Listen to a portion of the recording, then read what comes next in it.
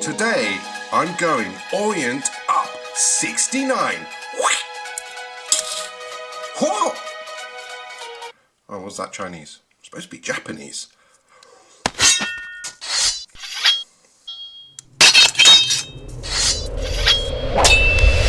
In front of me I have 3 stunning vintage Orient watches that are all dated back to 1969. So let's have a look.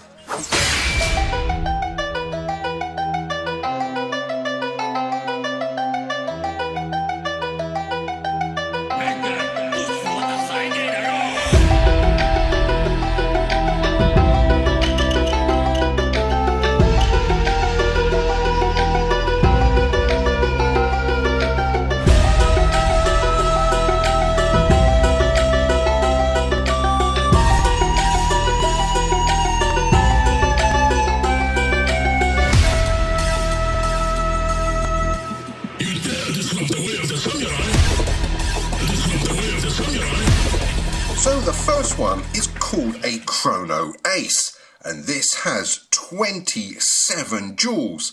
It's automatic and it also includes hand winding. And the thickness or the width is coming in at just under 38 millimeters, and the thickness is 11.36, and it packs some heft at 117 grams. So all 3 of these Orients that I have to show you are all pre-Seiko. So let's just get that out of the way. So this is 100% Orient and all made in Japan.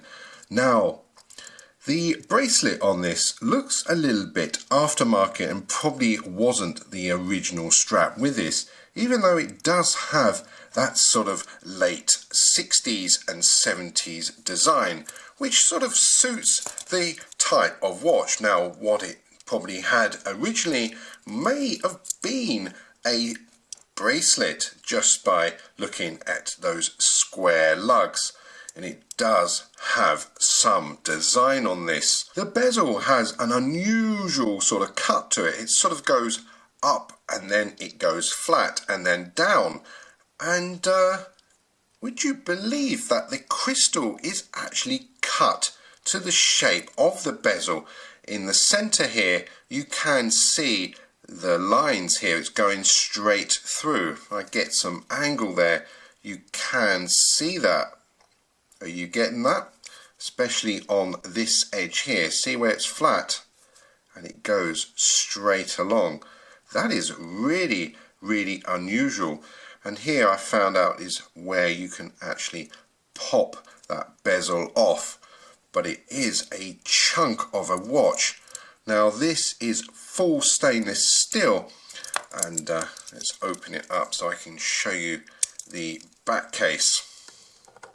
Let's get a bit of, there was a little bit faded on there because it has been used, but the serial number or the model number is coming out as 429-18271, and the caliber on this model is a 42970, and I must add that it is a smear magnet picking up all my fingerprints. Maybe I need to get some jeweler's gloves for particular watches like these. The Roman numerals are printed on, and then you have the applied Orient logo there, and this is the logo which is for Chrono Ace. So you've got a little C and you've got the big A there, and it has 27 jewels. It's written Japan and the number there again, which I've just mentioned. Has a day, date, a nice ticking hand. There is nothing luminous on this. I have tried, so possibly could have been luminous back in the day, I'm not sure, but it has a beat of, I think, of around about 18,000 beats per hour, just to show you, and it's got some nice little second markers going on the edge there, and it has got this sort of unique tone to the dial where the brown goes into a more of a champagne sort of golden brown, and there is a little bit of a sheen on there, and it looks like it's woven, or it's got a sort of a little bit of a texture going on under there. On this side, let me get rid of those fingerprints so you can really get to see it in more detail. On the crown it has this unusual symbol, if that's picking that up, it's sort of a little bit offset, and then you have this pusher which is all part of the date, and I will come to that in a moment because they all three of them have their unique quirks of how to operate them. This one here has the hand winding, so with the crown in all the way, you are able to wind this up, and I have to say it's very, very smooth. Very smooth indeed. And the pusher here, when I press this, changes the date. Nice snap. Like that. And I can feel like there's a rubber gasket in there. Now this is, they are rated as water resistant, but I'm not sure to the depth of them, so I am not going to risk anything with water with these at the moment. So we've done the crown in the in position, so if you pull out to the first position,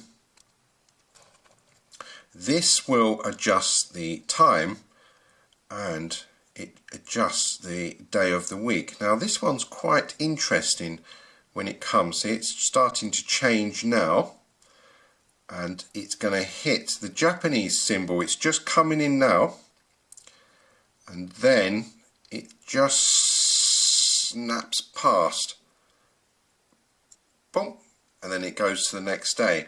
But if I go backwards, I'm able to get that Japanese. Let's do it again so I can get it just there, flip, and then go back,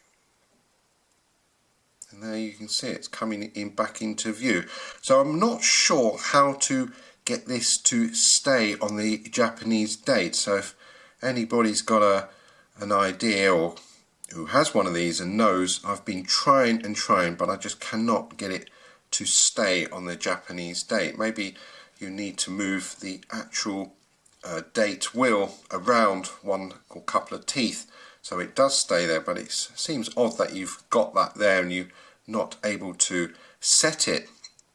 So that's what the first position does, and that's all it has on that crown, just one position, or it's pushed fully into hand wind, and then you can change the date with that one.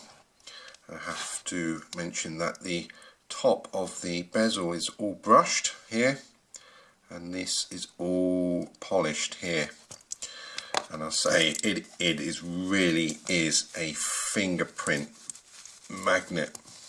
So let's get it looking the best it can. The crystal is mineral. And I say it does have some little marks on it, but I'm saying for the age, it is in pretty nice condition, I must say. Very, very unusual.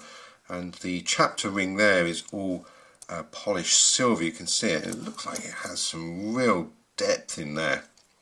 Got silver hands, and on the second hand it has this unusual sort of rectangular bit here, which is also repeated on the other ones I'm about to show you.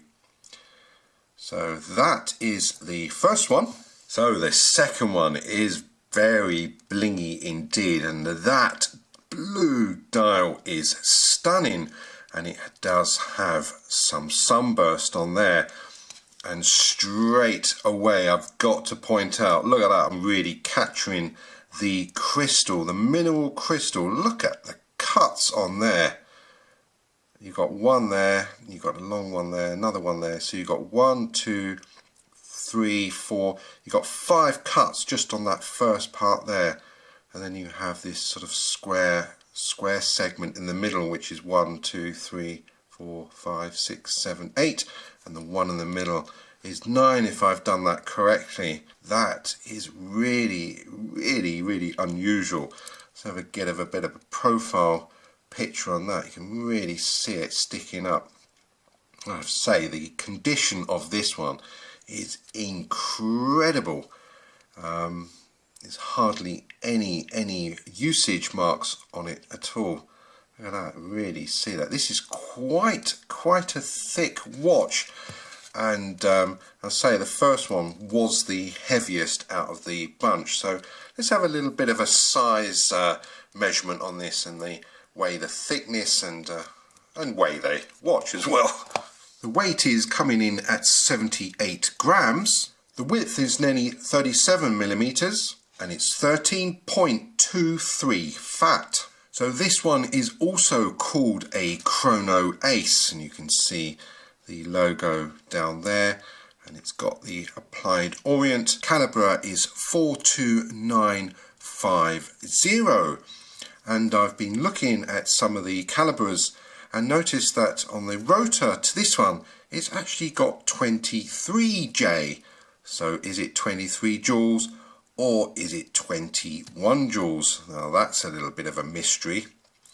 And it has the nice markers up here, for the hourly markers that are applied, and then you have on the outer edge the second markers, very nicely done, and you have the day date window there, and this one is on the Japanese, and this one does hold the Japanese date as well as the British UK date as well.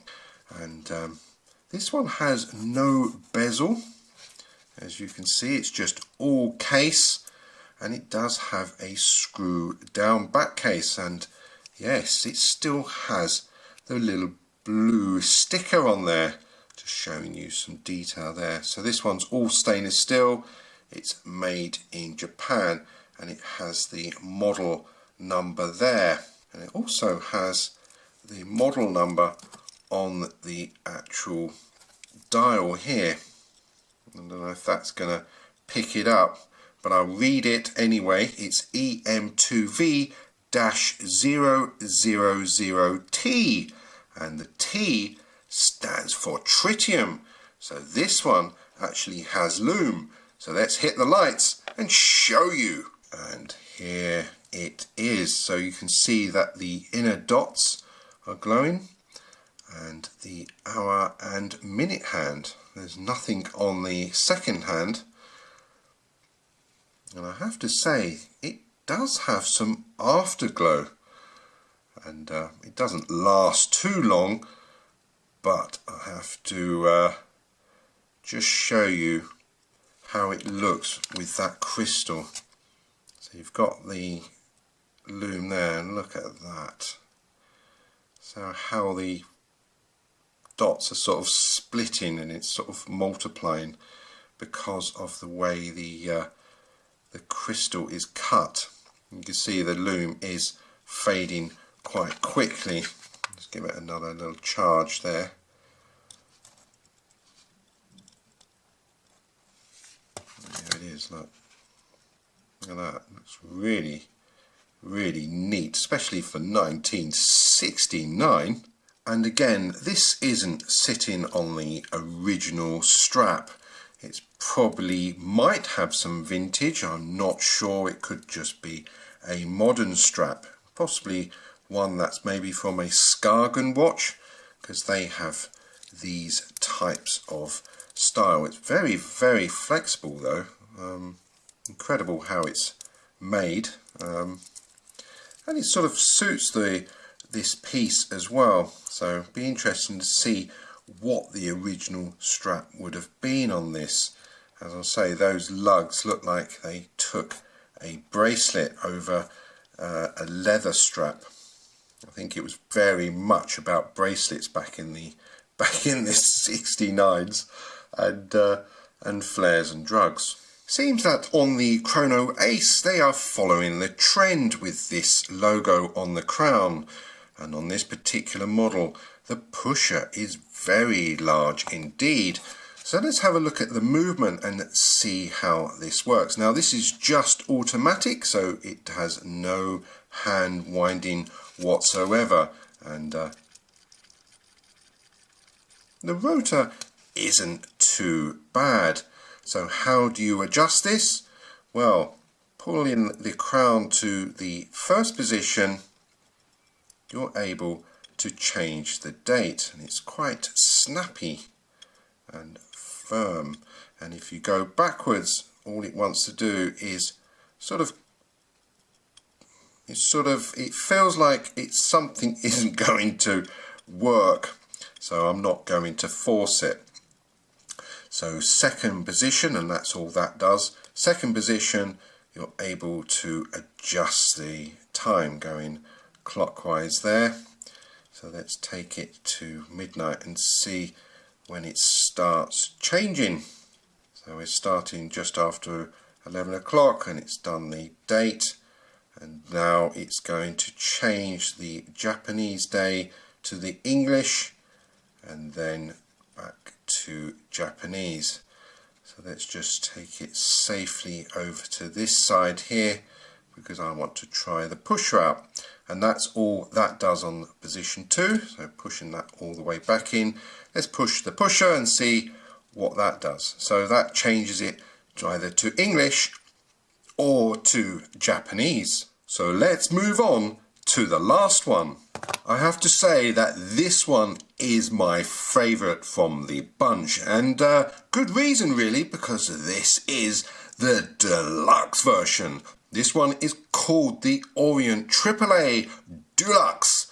It's also got the DXO Racer 23, and the 23 means it has 23 joules of automatic goodness, and it also has hand winding, and the caliper on this one is 4953, and I have opened the back and had a little sneaky peek inside, and I have to say that it's very well made, especially from 69. And remember, this is pre-Seiko. The crystal on this one is much like the very first one, where it has this square or rectangular section that goes straight through the middle. This also just features a round bezel, and it has a very curved case to it. It's very, very, very smooth on this side. Feels fantastic in the hand. And then it has this sort of UFO curving going on with a turned edge on the inside. And I have to add that this is the original bracelet. There it is, marked Orient. And this is fold over, but it just has some premium quality about it.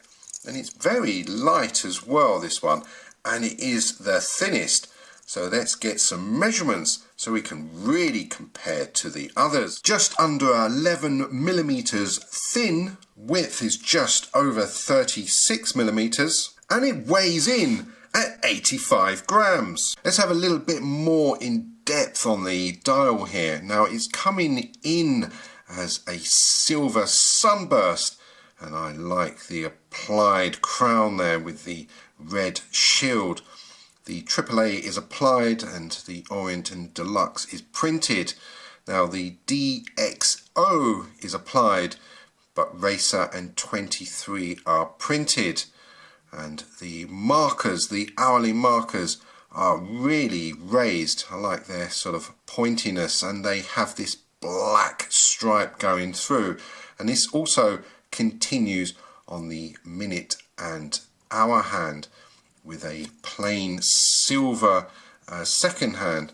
And say it's got that sort of that rectangular sort of oval design on the second hand, which is also followed all through the other two, or through all three of them, should I say. The date here, where the number is actually black, and it's got a very light blue. It is kind of sort of hard to see in the sort of when it's in the low light sort of situations, but under the lights here I can see it, but it's still a little bit tricky, so not sure why they've done that. And then it's got a nice surround of the metal there to give it a little bit more detail.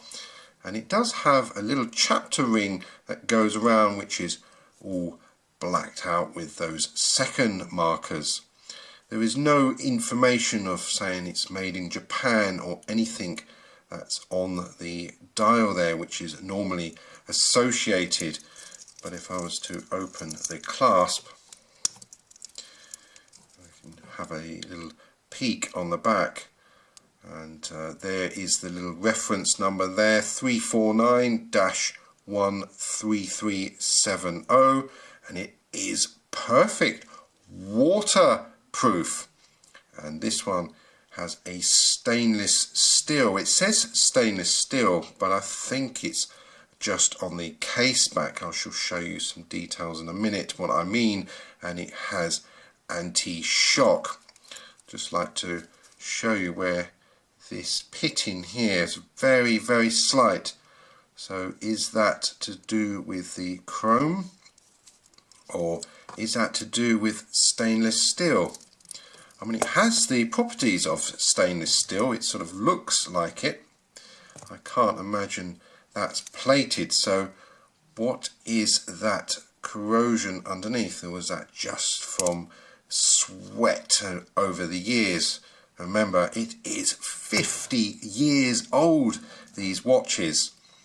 So I like the bezel on this. Just sits on there.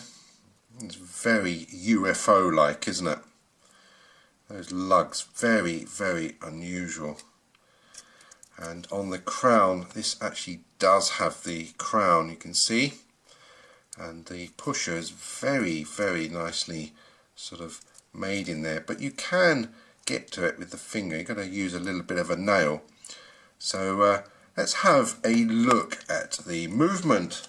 But first, let's just get rid of some of the fingerprints. Right, so what does this movement have? Well, being a automatic, there is no hand winding when the crown is in.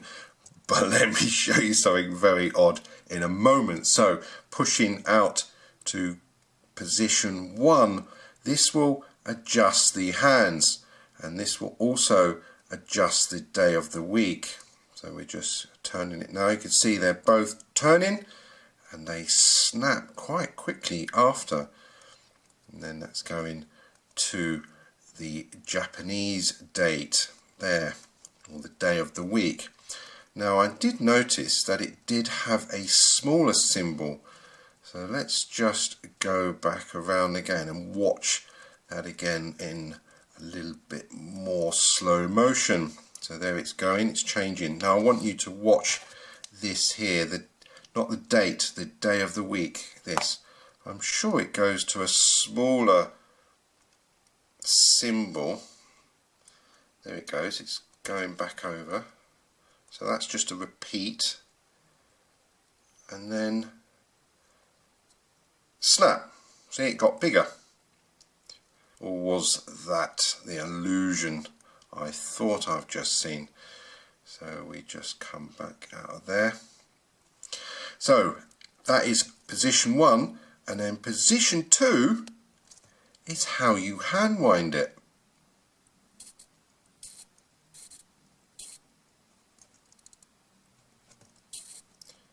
It is quite stiff to move, but it has the clicking when you go backwards. But there is the hand winding on position 2. Very, very unusual. So let's just push that all the way back in. There we go. And now what does the pusher do? Obviously it's going to change the date. There you go, 18. Very, very snappy. But why the date is in this dark sort of black background with the blue, I don't know.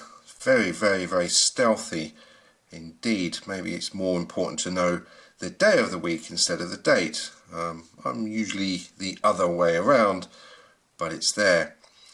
But this doesn't have any English whatsoever, so if you were to buy this watch, because these are all Japanese imports, JDMs maybe, you are stuck with the Japanese date. So what do? ORIENT69 is going to teach you how to read Japanese. So let's start off with Tuesday. And Tuesday is the running man who's ready for the week. Wednesday is midweek shopping day.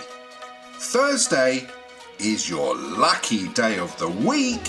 Friday is merry-go-around, time to get drunk. Saturday is hangover day, dead to the world. Sunday is bed day. Monday is trying to leave the bed, and that's how you remember the Japanese day of the week. Well, I hope you found that entertaining about these unusual vintage Orient watches. And as always, that is the times. Thanks for watching.